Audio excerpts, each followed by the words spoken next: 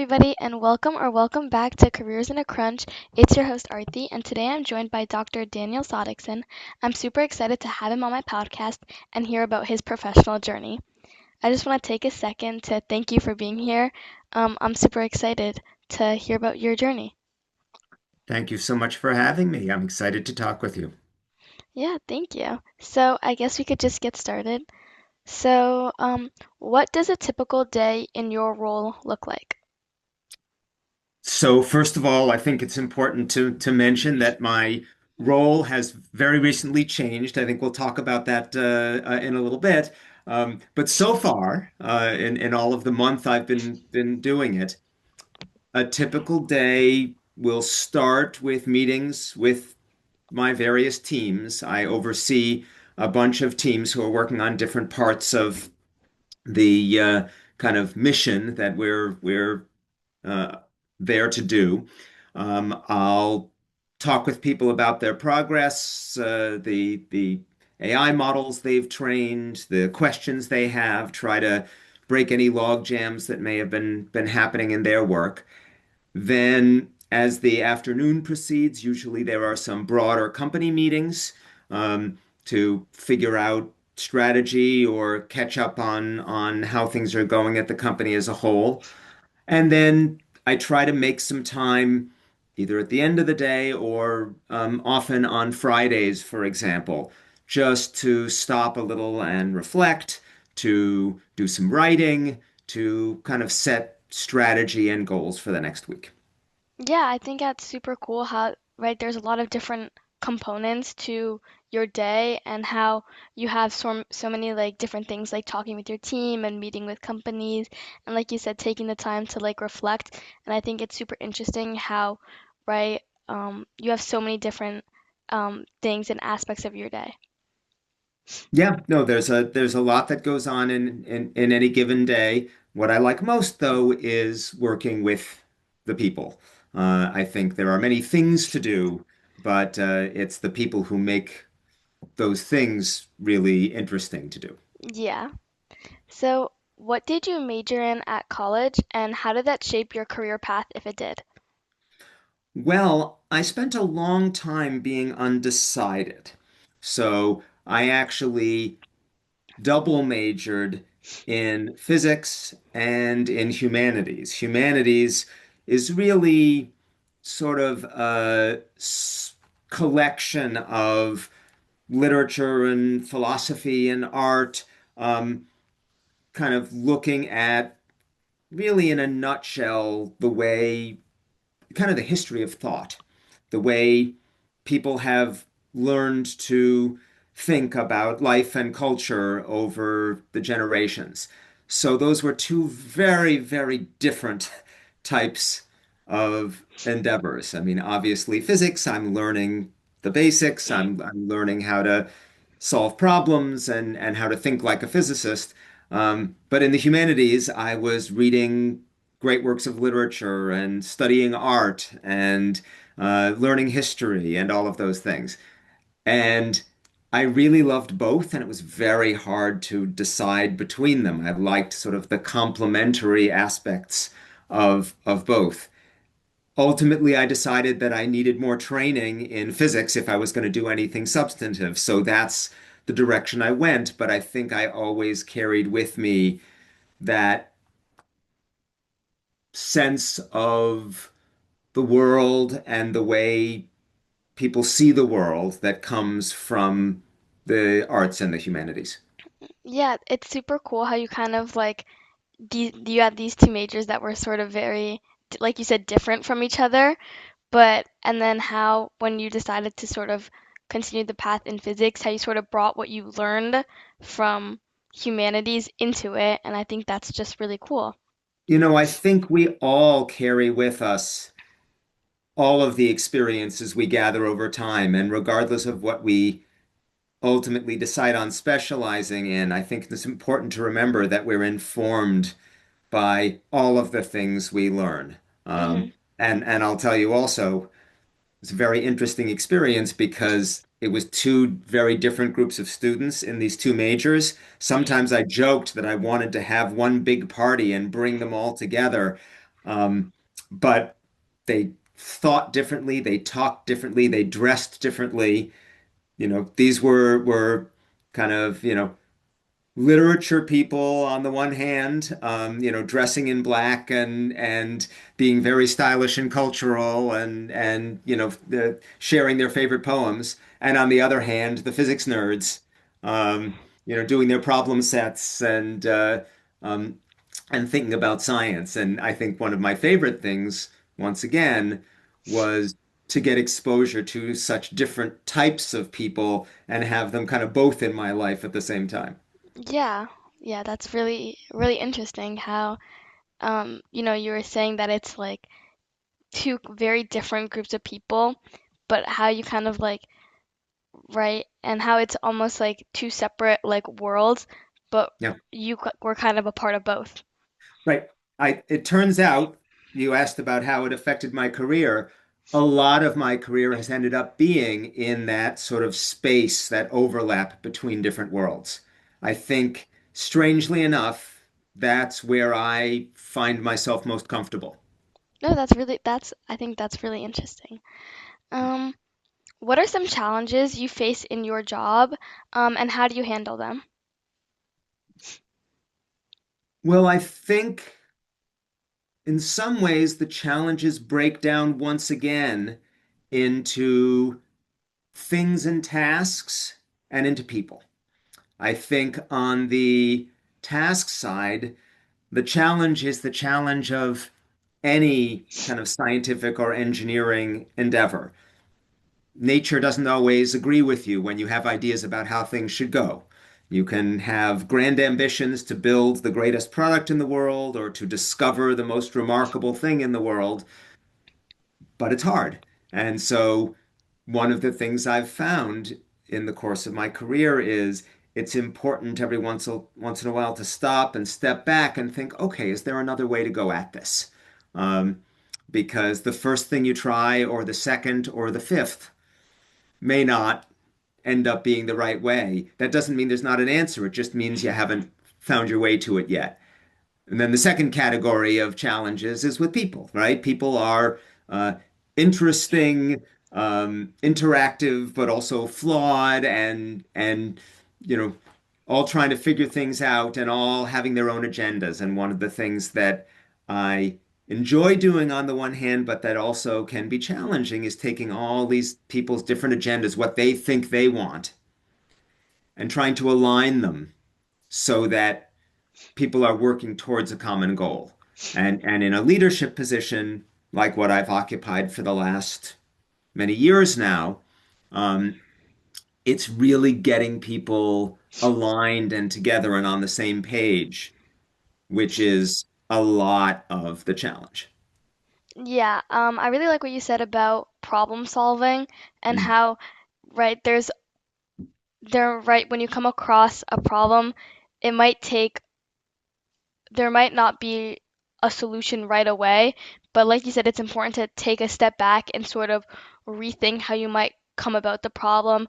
And right, because I think problem solving is something like a really important skill that Yeah, that's really like needed in a lot of jobs and school and things like that. And then also you said where you talking about people and how everybody has sort of their own ideas and their own thoughts, but it's as you said, like as you're in a leadership role, it's important to sort of help right line everyone's ideas right so you can work towards something bigger. that's right. That's right. And then you recently changed jobs and moved to Function Health. Sort of what inspired you to make that decision? Well,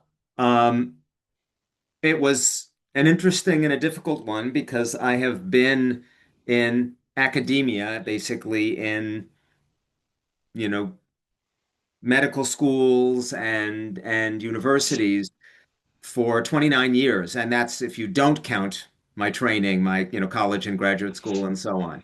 So this was a very big shift to go to industry. Basically, I have moved from NYU to a company called Function Health, which does testing, blood testing, and imaging to try to catch disease before it happens, to try to keep people healthy.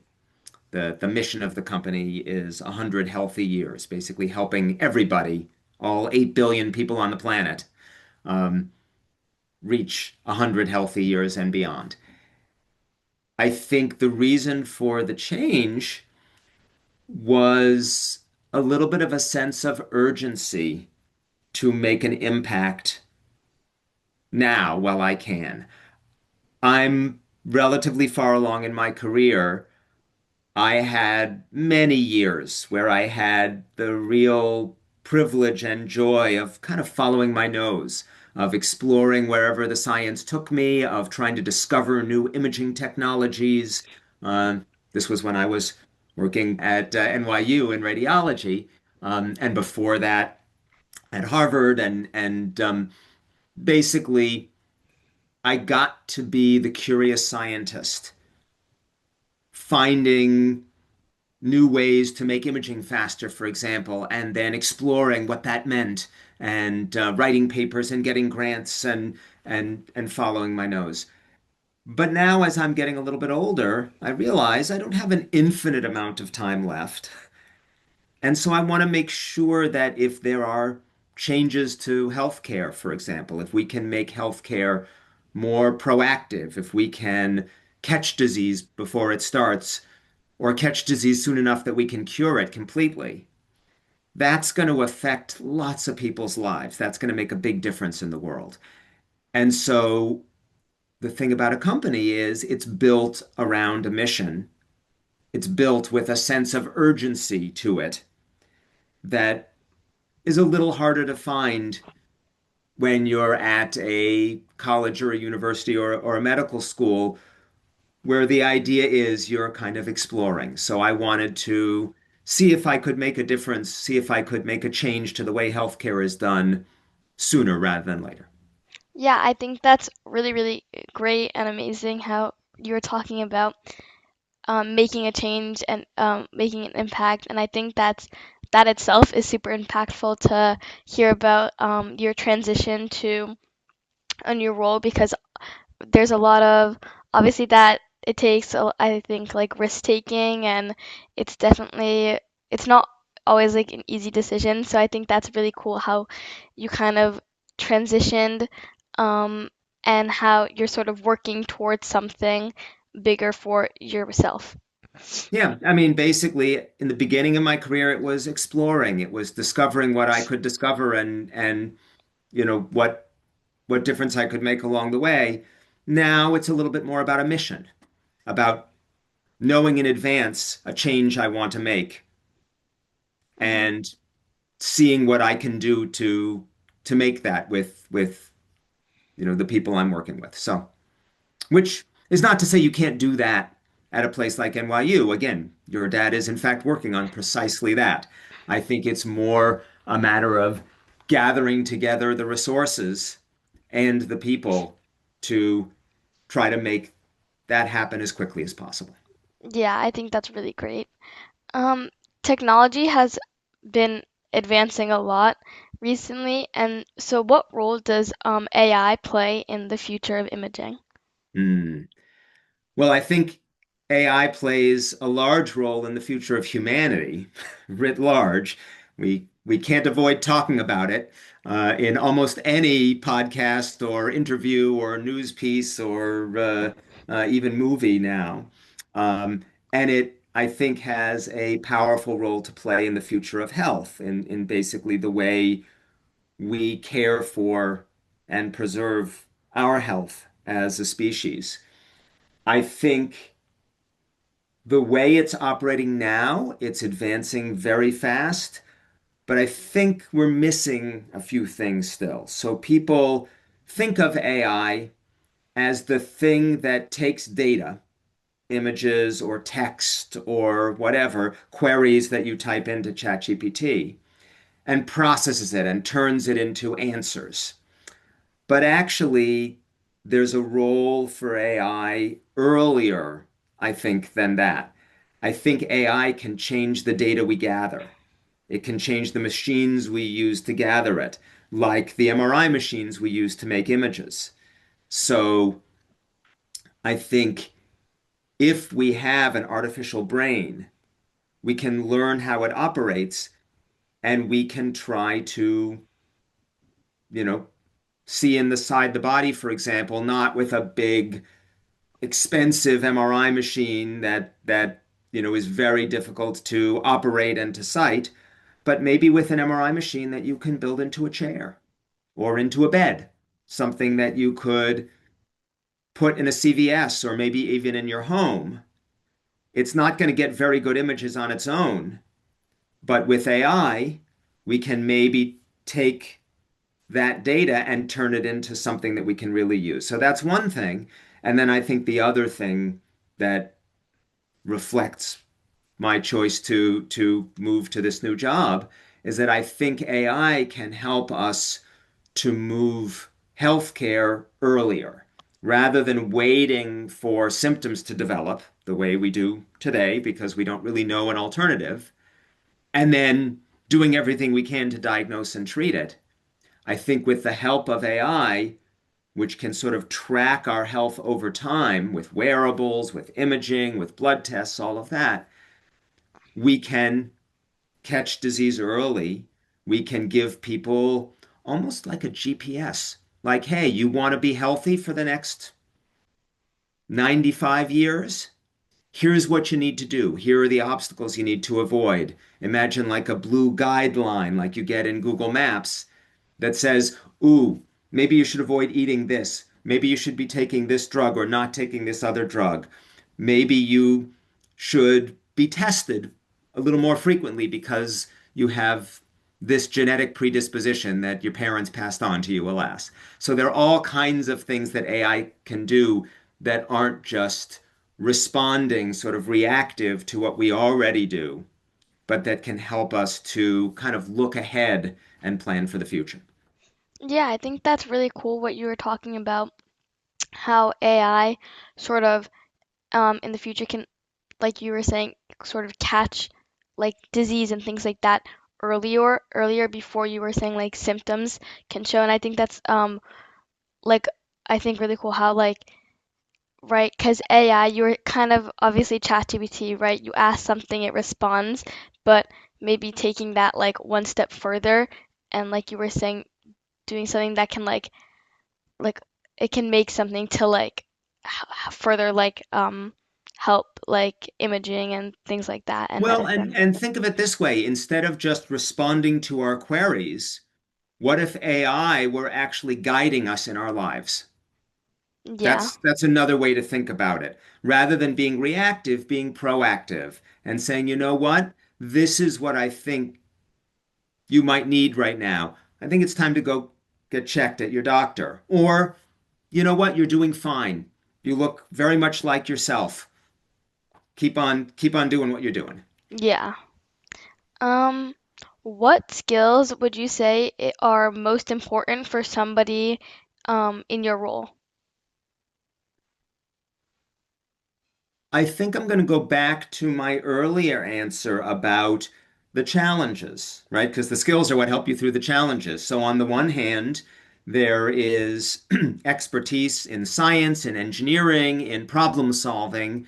Um, Basically, as you, I believe, said, problem solving is something in any job, right? I mean, if you're not encountering problems, you're probably not in a real job in the real world.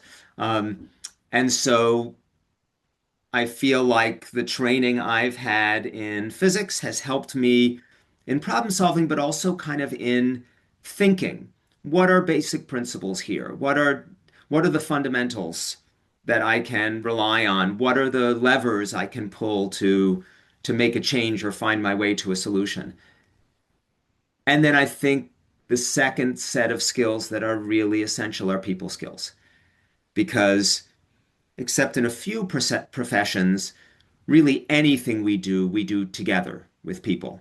We don't do it just on our own. And so figuring out how to work with the people around you, how to have them make you better, how you can make them better by working together. Those types of skills, which involve conflict management, which involve listening, which involve also getting excited and sharing your excitement with others in a way that maybe inspires them or gets them interested in what you're interested in. Those skills I have found are just as important in many ways as the technical skills. Yeah, I we talked about problem solving a little bit, but I really agree with the people skills, and I think there's so many things inside of people skills like communication and being able to write, express your ideas and thoughts and view for, other people's perspectives and things like that. And I think Yes. people skills is just in general something, right? It's used like you were saying in so many jobs and just everyday life, and I think just being able to communicate with others is just like a really important skill to have. So I really agree with what you said there. Mm.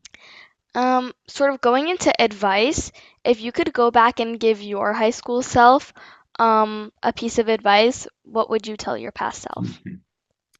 I would tell my past self, it's gonna be okay. You're gonna figure things out. Um, it's an interesting time, high school, isn't it? I mean, you're experiencing it. You're watching the world unfold around you. You're figuring out who the heck you are. Um, and you're figuring out what it is that you want to do down the line, whatever that means. And I suppose that's probably part of the motivation behind this podcast, right? To figure out, well, what is it that people do and how do they do it? And what might I one day want to do? I remember thinking all of those things and musing and wondering and trying to imagine myself at the age I am now. And I remember worrying, well, what if I don't figure it out? What if I choose the wrong thing? Um, what if I don't find the right people? All of this. And that really is one's job as much as one's actual job. You know, one's job over the course of life is to figure out how the world works, is to figure out where one fits in it. And that has a way of happening in unexpected ways. And I can tell you some stories if you're interested about how most of the developments in my life and career have been happy accidents. So I think I would go back and say, you know what? There may not be a straight line, it may not be what you expect, but you're going to figure it out. Yeah, I think that's such an important piece of advice because, like you were saying, right, worrying about choosing the wrong career, but I think in reality, there is no wrong career, right? It just has to be your own. And, right, everybody's path is going to look different, and everybody is figuring out things in a different way. So I think it's really important to just, right, like you said, to tell yourself it's going to be okay. Absolutely. And just remember, there are no such things as straight lines when it comes to life paths. Anyone who thinks they've got it all figured out when they're young, okay. I won't say they're guaranteed to be wrong. There are those precious few people who have known what they wanted to do forever and they keep on doing it. But even those people, I think, often find that doing it isn't exactly what they imagined it would be. Life has a way of throwing you curveballs. You know, most of the people I know have had at least some role of accident, of what my father likes to call serendipity, basically happy accident, that have landed them where they are. And I think actually the advice my father has given to me since I was in high school and the advice I give to others because I have found it to be so valuable is to make room for serendipity, to basically be ready for that happy accident when it comes, which really just means do everything you can, figure everything out that you can, but keep your eyes open. And if something comes along unexpected and you think that could be interesting, just give it a chance because you never know when that might actually turn into your career, your life's work, the love of your life. Who knows? Yeah, I think all you were saying I agree with everything you said, and it sort of led into my last question, which was, what advice would you give to high school students who are still unsure about what they want to do? Yeah, yeah, yeah. Um, I think point one, you're right where you're supposed to be. Figuring out the world is your job as a high school student and a college student and an adult. Um, you're at the beginning, but I also think there are many ways in which this is one of the most exciting times I have seen in my life to be alive and to be young because the world is changing. That gives a lot of older people a lot of stress because we're used to change. Rather we're used to the world the way it is. Change is uncomfortable because we don't know what it's going to mean for us. But you, as a high school student, you're just getting started out. This is your world. You can shape it way more than today's politicians, way more than adults like me today. You have the time, you have the perspective, you have the new ideas to shape it. So, you know, let yourself figure things out. Find your way to the people you like, the things you love, the things that make you feel like you. And who knows? Maybe those things are going to be the things that also change the world. Yeah, I totally agree, and I think this is a great piece of advice. Like you were saying, like high schoolers and people, I guess, sort of my age, and right, this is like our world, and there's so much more like ahead of us. And right, you can use this time, like you said, change. Um, right, you never really know what's going to happen, but you can use that to right, sort of shape the world and things like that. So I think that's really great. Yeah, I'll just give you one practical example for me. I started out, I told you I couldn't decide between physics and humanities. Ultimately, I decided on physics. But when I was looking for graduate programs in physics, I discovered this program in medical engineering and medical physics. I wasn't one of these kids who, always knew they were going to be a doctor growing up. In fact, I would have laughed if you'd asked me I would be anywhere near medicine because, physics and humanities, that's what I wanted to do. But I thought, well, this is pretty cool. Why don't I try this? And I was fortunate enough to get into the program and I studied physics, but also medicine. And they gave us time, on in the hospitals, learning, patient histories and physical exams and all of that. And I decided, well, that's pretty interesting. Maybe I should do the rest of medical school and get my MD. Again, I would have laughed. Like, no no part of me when I was young had anything that was remotely interested in being a doctor. But I thought this is kind of interesting, so I went into it.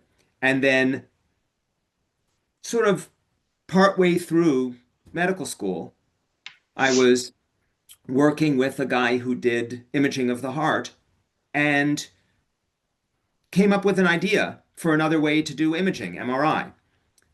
And at the end of my time with him, I said, hey, you know what? I kind of like this. Will you hire me? And he said, sure. And that was the beginning of my career in imaging. So, you know, no matter what I might have thought in advance was going to happen, it wasn't this. I stumbled into medicine from physics and humanities. I stumbled into imaging from medicine. And the rest of my career has been a series of kind of happy accidents and discoveries along the way, which looking back on, I feel very grateful for and excited about, but none of which I could have predicted in advance. So if you are feeling as a high school student like, oh gosh, I can't predict what's going to happen, welcome to the club, my friend. That is an amazing story. I think that's so cool how you didn't even like ever think about being a doctor, but you sort of found your way right to imaging, and I think that's so great and kind of crazy. Um, It really is. yeah, and if you have any other stories about happy accidents, I'd love to hear. Oh gosh, I mean, almost all of my career is these happy accidents, the thoughts that come and say, okay, well, is there a way to image faster? Okay, let's try that. Is there a way to use AI to image faster? That was a whole other part of my career that came out of an accidental conversation with a graduate student, actually a postdoctoral fellow at the time named Florian. Um, and, you know, that led to all kinds of fun things that now kind of the world has picked up too. So really, well, and I have to say, I mean, in terms of stories of happy accidents, my dad, who was giving me the advice, he also has had a career like that. So he started out as a particle physicist, one of those people who crash particles together in accelerators and try to figure out, the fundamental nature of the world. And then from there, he joined a company which did things like launch experiments into space, and try to see what's happening out in near Earth orbit. But from there, he kind of got interested in medical testing, and so he went to another company and developed a machine to do a whole bunch of blood tests off of a single prick of blood from your fingertip rather than whole vials. And that then went into hospital labs everywhere. And then after that, he decided, you know what, I'm going to try to, figure out how to measure blood sugar using just tiny bits of blood, and kind of figuring out how the brain sees and trying to see sugar the way we see colors. Like Yeah, nobody could have predicted that. that's so cool how like all these happy accidents, right? They're But I everywhere think in your career. they are, but I think the real brilliance behind my dad's advice is that you have to look out for them. It's not just that they happen to you, because everybody gets in habits, everybody gets used to things.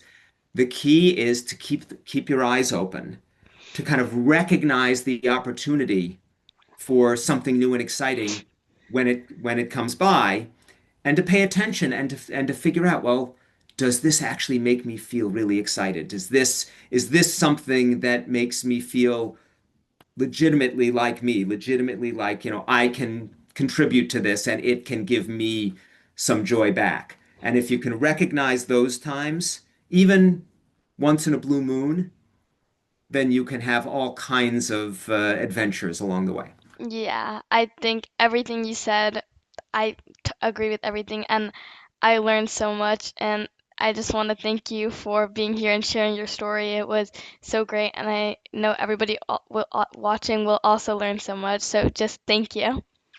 Thank you so much, Arthi, for having me, and it was a pleasure talking with you today. Thank you. Have a great day. You too. Bye bye. Bye.